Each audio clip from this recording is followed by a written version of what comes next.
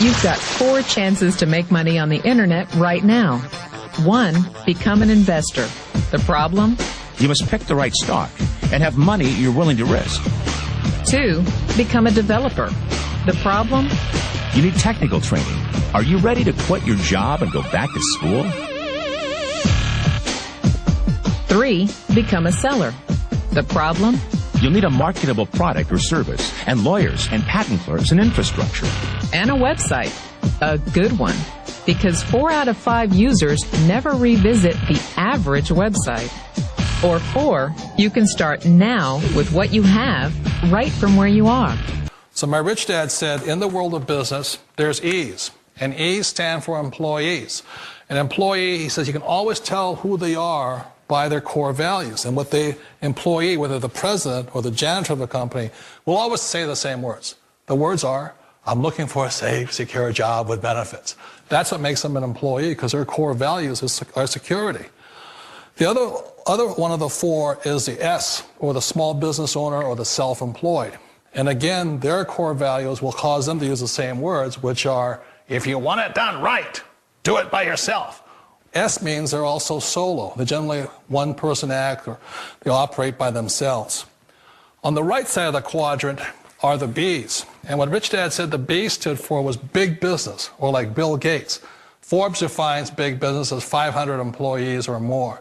And their words are different. They say, I'm looking for a good system, a good network, and the smartest people I know to help run my business. So they're unlike the S. They don't want to run the company by themselves. They want smart people to run their companies for them.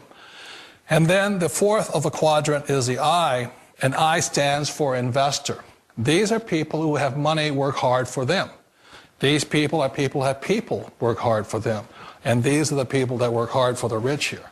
So early on in my life, it was my poor dad who always said to me, you know, Robert, go to school and so get a high-paying job. And so my poor dad's core value was to be an employee. He wanted job security, promotions, a steady paycheck, and all this. And so it was my rich dad who said to me, he says, you know, Robert, if you really want to be rich, learn to build businesses. It made more sense to him to work hard to build a business, something you owned, and something you could pass on for generation to generation to your kids. Whereas my poor dad said, work hard, but my rich dad said, why would you work hard for something you'll never own and you can get fired from right away? Again, that was the difference in values. So my rich dad suggested I learn how to be a business owner and learn how to be an investor. And that's one of the big differences. On this side of the quadrant, these people here work for security. They work for money also.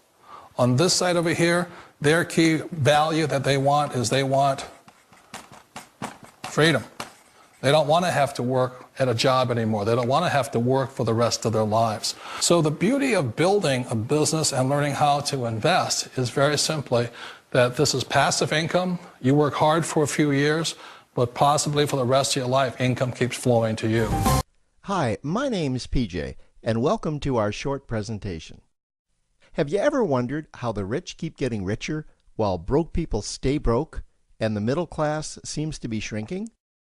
Well, this isn't nearly as mysterious as it may appear when you examine the specific differences in how broke people, the middle class, and the rich spend their money.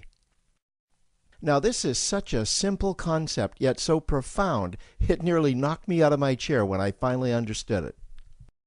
I'm going to show you exactly how the rich spend their money, and you can evaluate for yourself why they keep getting richer and the broke keep getting broker, and why the middle class remains so stressed out. Now, to get started, I'd like to review some financial terms we'll be using during this presentation. The terms that you need to be familiar with are cash flow, which means money you bring in, expenses, which means money you spend, assets. Now, this is the most confusing one. You're probably familiar with the traditional definition of an asset, which is something you own or have equity in. However, back in the 1990s, Robert Kiyosaki introduced us to a new definition of an asset in his groundbreaking Rich Dad, Poor Dad series of books. Robert taught us that an asset is something that pays you, and that's the definition we'll be using here.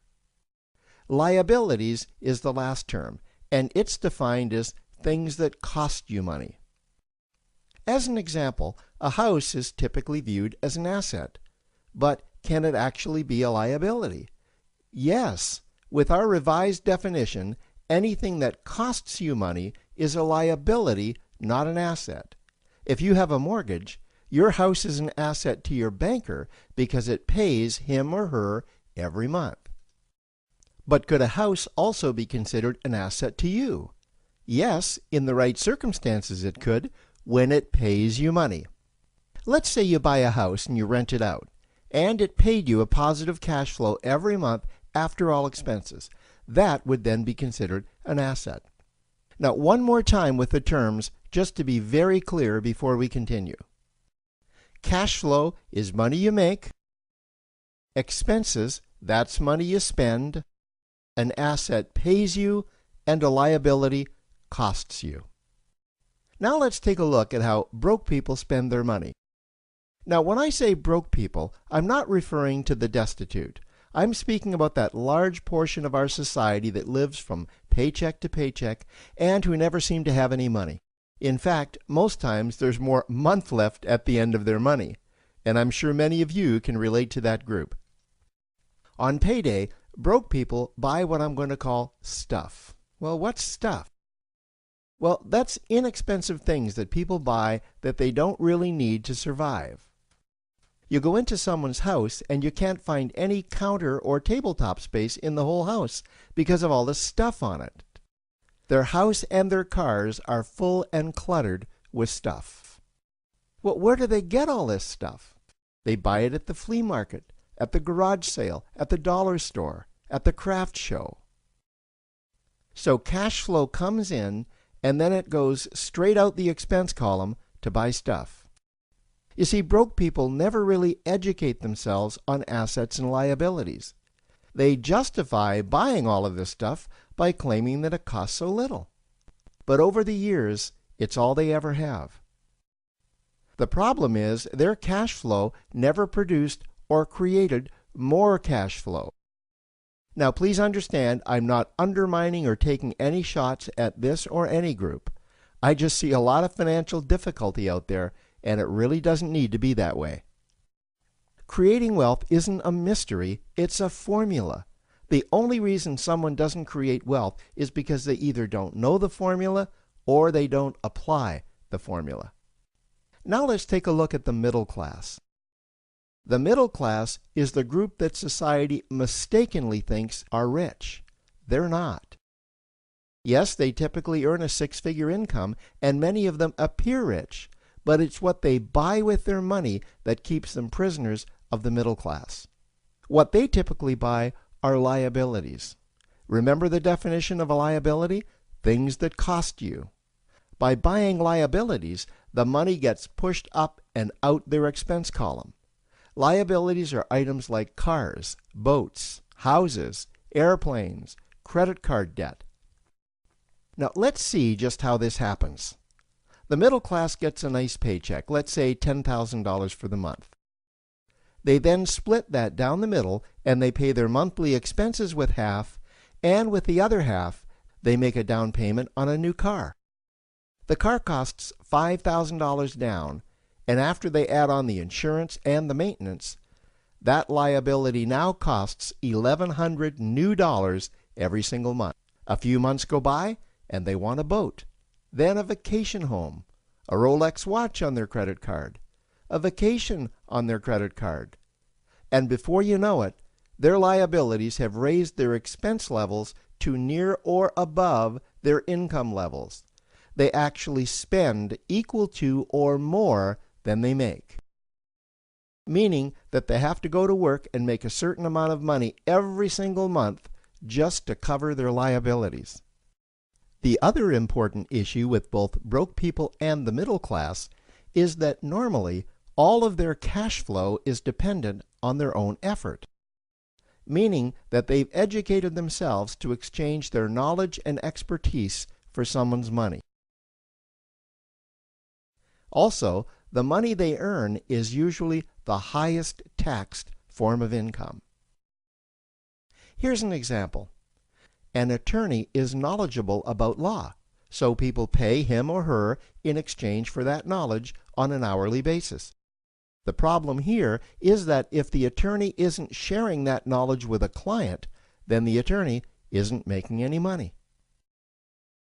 This causes lots of stress and anxiety in their lives, and if you ever ask them to take an afternoon off to play golf with you, well, they very rarely can because of how much money it'll cost them to take that time off. On the surface, life's pretty good. The reality is that it's a roller coaster ride. That's the middle class. Now, I know this group very well because for a great deal of my adult life, that was me. Now let's take a look at how the rich people spend their money. Rich people acquire assets. Again, an asset is something that pays you. If you want to become rich, buy assets that earn you more money. The money cycle looks like this. Acquire assets that produce cash flow, invest the profits to acquire more assets that produce more cash flow, invest those profits to acquire more assets that produce more cash flow. The rich spend their money and acquire things that produce more money. Here are a few examples of assets that produce more money. Investments are the obvious ones: stocks, bonds, real estate. Education is another asset. If you learn how to do something that produces more money for you and you actually do it, that's buying an asset. There's a great quote that goes, "If you think education is expensive, you should see how expensive stupidity is." Another example of assets you can acquire that pay you are cash-generating opportunities, especially those opportunities that can create a passive cash flow. Passive meaning that once you build it up, the money continues to flow whether you're still building it or not. Here's a small example. Let's suppose you bought a pinball machine and you put it in a barber shop, and you don't spend any of the profits. You save them until you can buy another pinball machine and put it in another barber shop. This, by the way, was Warren Buffett's first business. If you don't know who Warren Buffett is, he's one of the top 2 richest men in America. The rich are extremely eager to find those passive cash-generating opportunities because those opportunities continue to pay them month after month, year after year, long after they've stopped working the opportunity. You know, I see this happen again and again with successful entrepreneurs. They find a passive cash flow stream that they build up, and it continues to pay them month after month, year after year. They then take those profits and multiply them in another passive cash-generating opportunity, and then again in another. In conclusion, here's what I've learned over the years. You can't find these passive cash-generating opportunities unless you're open to hearing about them. Then, once you find them, you must be willing to see what fits you and then act. Now, the reason I say this is that I once answered a hokey little ad that I ended up generating 7 figures from, simply because I answered that ad and then took action. These opportunities are out there, you just need to find them. You also must be opportunistic enough that when the right situation does present itself, you don't miss it. So remember, broke people buy stuff, the middle class buy liabilities, and the rich acquire assets, preferably cash-generating opportunities that can create passive cash flow. They then take that cash flow and invest it in another asset that produces more cash flow. That's the wealth creation formula. Now, I trust you found this introductory information helpful. Now, to learn about one of the greatest cash-generating machines on the planet, click on the link below to proceed to step 2.